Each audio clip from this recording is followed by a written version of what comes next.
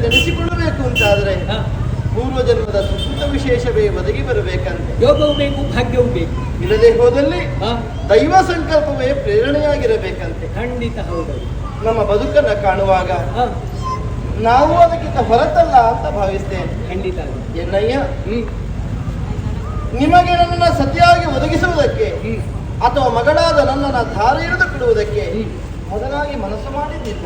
ಒಂದು ಕಾಲದಲ್ಲಿ ಒಪ್ಪಿಗೆ ಕೊಡದೇ ಇದ್ರೂ ಕೂಡ ಮತ್ತೊಮ್ಮೆ ಒಪ್ಪಿಗೆಯನ್ನು ಸೂಚಿಸಿದ್ದಾರೆ. ಶ್ರೀಮನ್ನಾರಾಯಣನೇ ಮಾರುತನನ್ನು ನನ್ನ ಅಯ್ಯನಡಿಗೆ ಕಳುಹಿಸಿಕೊಟ್ಟು ಮಗಳಾದ ರತಿಯನ್ನು ನನ್ನ ಮಗನಾದ ಮನ್ಮಥನಿಗೆ ದಾರಿ ಎಳೆದು ಕೊಡಬೇಕು ಅಂತ ವಿಜ್ಞಾಪನೆ ಮಾಡಿಕೊಂಡ ಕಾಲಕ್ಕೆ ಒಳ್ಳೆ ಮದುವೆ ಮಾಡಿಕೊಳ್ಳಲಾರೆ ಹೀಗೆ ಉದ್ದದ ಮಾತುಗಳನ್ನೇ ಆಡಿದರಂತೆ.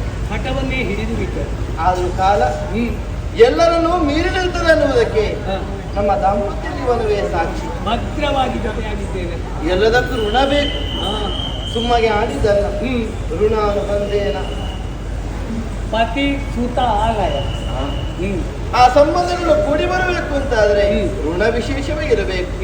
ಋಣ ಅಂತ ಹೇಳಿದ್ರೆ ಬದುಕಿನ ಸಾಲ ಅಂತ ಅರ್ಥ ಅಲ್ವಾ? ಖಂಡಿತ. ಎಲ್ಲಿಯವರೆಗೆ ನಮಗೆ ಪೂರೈಸುವುದಕ್ಕಾಗುವುದಿಲ್ಲವೋ ಅಲ್ಲಿಯವರೆಗೆ ನಾವು ಜೊತೆಯಾಗಿ ಇರ್ತೇವೆ. ಒಟ್ಟಂಡದಲ್ಲಿ ಹೇಳಬೇಕು ಅಂತಾದ್ರೆ ಹೆಣ್ಣಾದವಳ ಜೀವಿತಾವಧಿಯ ನಾಥನಾಗಿ ಕುಳಿತುಕೊಳ್ಳುವವ ಗಂಡ. ನನ್ನ ಸಮಗ್ರವಾದ ಜೀವಿತಾವಧಿಯ ಬಾಳ ಭವಿತವ್ಯದ ನಾಥನಾಗಿರುವ ನೀನು ನನ್ನ ಬದುಕಿನ ಜೀವಿತೇಶ. ಆದ್ದರಿಂದ ನಿಮ್ಮ ಚರಣಾರವಿಂದಗಳಿಗೆ ಪ್ರಣಾಮಗಳನ್ನು ವಿರಚಿಸಿ ನನ್ನ ಅಂತರಂಗದಲ್ಲಿ ಉಂಟಾಗಿರುವಂತಹ ಸುಮನತೆಯನ್ನು ವಿಜ್ಞಾಪಿಸಿಕೊಳ್ಳುವುದಕ್ಕೆ ಮುಂದಾಗಿದ್ದೇನೆ. ಏನು ರತಿ? ಪ್ರಕರಣವನ್ನು ತಿಳಿದು ಬಂದಿದ್ದೇನೆ ಪ್ರಭುವೆ. ರತಿಯ ಮೇಳದೊಳಿಪ್ಪ ಕಾಮ. ಆ ವೇಳೆಗೆ ಬಂದ ನನ್ನ ಸುರಪಾದ ದೇವೇಂದ್ರನೇ ಬಂದು ನಿಮ್ಮ ಅಡಿಗರಾಗಿ ತನ್ನ ಬದುಕಿನ ದುರಿತವನ್ನೆಲ್ಲ ನಿವೇದಿಸಿಕೊಂಡ. ಕಷ್ಟವನ್ನು ಹೇಳಿಕೊಂಡಿದ್ದಾನೆ. ನನ್ನನ್ನೇನು ಇರುವುದಕ್ಕೆ ಅವಕಾಶ ಮಾಡಿಕೊಳ್ಳಿಲ್ಲ. ಸ್ವಲ್ಪ ಹೊತ್ತು ಆ ಕಡೆಗಿರು ಮತ್ತೆ ಕಲಿಸಿಕೊಡುತ್ತೇನೆ ಅಂತ ಆಡಿದರೆ ಹೌದು. ಆದ್ರೆ ಒಂದಂತೂ ಸ್ಪಷ್ಟ ಆಯಿತು. ಏನು ರತಿ? ಅವನ ಮುಖ ನೋಡುವಾಗ ಕಷ್ಟಕ್ಕೆ ಒಳಗಾಗಿದ್ದಾನೆ. ಖಂಡಿತ ಹೌದು. ದೇವತೆಗಳಿಗೆ ಕಷ್ಟ ಬಂದಿದೆ ಅಂತಾದ್ರೆ ಅದಕ್ಕೆ ಮೂಲ ಕಾರಣ ಒಂದೇ, ಅದು ಅಸುರರ ಅಟ್ಟಹಾಸ. ರಾಕ್ಷಸರು ದೇವಲೋಕದ ಸುಖ ಜೀವನವನ್ನ ಬಯಸಿ ಭೋಗ ಜೀವನವನ್ನು ತನ್ನದಾಗಿಸಿಕೊಳ್ಳಬೇಕೆನ್ನುವ ಮಹತ್ವಾಕಾಂಕ್ಷೆಯನ್ನು ಇರಿಸಿಕೊಂಡು ಅಸುರರು ಸ್ವರ್ಗಲೋಕದ ಮೇಲೆ ಅಭಿಯೋಗವನ್ನು ನಡೆಸಿಕೊಂಡು ಇದು ಹೊಸತೇನೂ ಅಲ್ಲ. ಈ ಪೂರ್ವದಲ್ಲಿ ಅಂತಹ ಪ್ರಕರಣಗಳೆಷ್ಟೂ ನಡೆದು ಹೋಗಿದೆ. ಈಗಲೂ ವರ್ತಮಾನದಲ್ಲಿ ದೇವತೆಗಳ ಸ್ಥಿತಿ ಹದಗೆಟ್ಟಿದೆ ಅಂತಾದ್ರೆ ಅದಕ್ಕೆ ಅಂಥದ್ದೇ ಒಂದು ಕಾರಣ ಒದಗಿ ಬಂದಿದೆ ಪ್ರಭುವೇ. ಅದು ಪ್ರಧಾನ ಅಲ್ಲ, ಪತನ, ಏಳಿಗೆ, ಬದುಕಿನ ಎರಡು ಮುಖಗಳು. ಸಾಧಿಸಿದವ ಎದ್ದು ನಿಲ್ತಾನೆ, ಎಲ್ಲಿಯೂ ಎಡವಿದಾಗ ತಪ್ಪಿದಾಗ ಪತನವನ್ನು ಹೊಂದುತ್ತಾನೆ. ಸುರಪನಾದರೂ ಪತನ ಸ್ಥಿತಿಗೆ ಹೊರತಾಗಿ ಉಳಿದಿಲ್ಲ.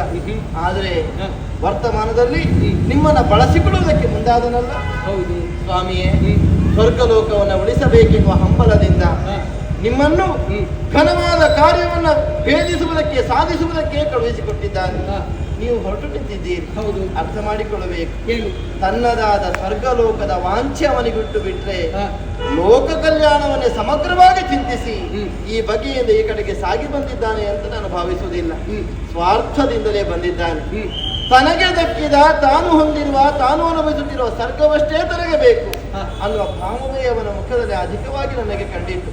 ಜೀವಿತೇಶ ತನ್ನ ಸ್ವಾರ್ಥ ದಾಮುಟಕ್ಕೆ ನಿಮ್ಮನ್ನ ಬಳಸಿ ಈ ಬಗೆಯಿಂದ ಪ್ರೇರಣೆಯನ್ನಿತ್ತು ಕಳುಹಿಸಿಕೊಡುವುದಕ್ಕೆ ಸುರಪಾಲ ಮನಸ್ಸು ಮಾಡ್ತಾನೆ ಅಂತಾದರೆ ಹದಿಬದೆ ಹೆಣ್ಣಾಗಿ ನಿಮ್ಮ ಬಾಳ ಸತಿಯಾಗಿ ನಿಮ್ಮನ್ನ ಕಳುಹಿಸಿಕೊಡುವುದಕ್ಕೆ ನಾನು ಯೋಚಿಸುವುದು ಬೇಡವೇ? ಸಾಧಿಸುವುದಕ್ಕೆ ಹೊರಟ ಕರ್ತವ್ಯದಲ್ಲಿ ಪರಿಣಾಮದಲ್ಲಿ ಆಗಬಹುದಾದ ಪ್ರಾಪ್ತಿ ಏನು ಅನ್ನುವುದನ್ನು ಯೋಚಿಸುವಾಗ ಸ್ವಾಮಿಯೇ ನನಗೆ ವ್ಯಥೆ ಆಗ್ತದೆ.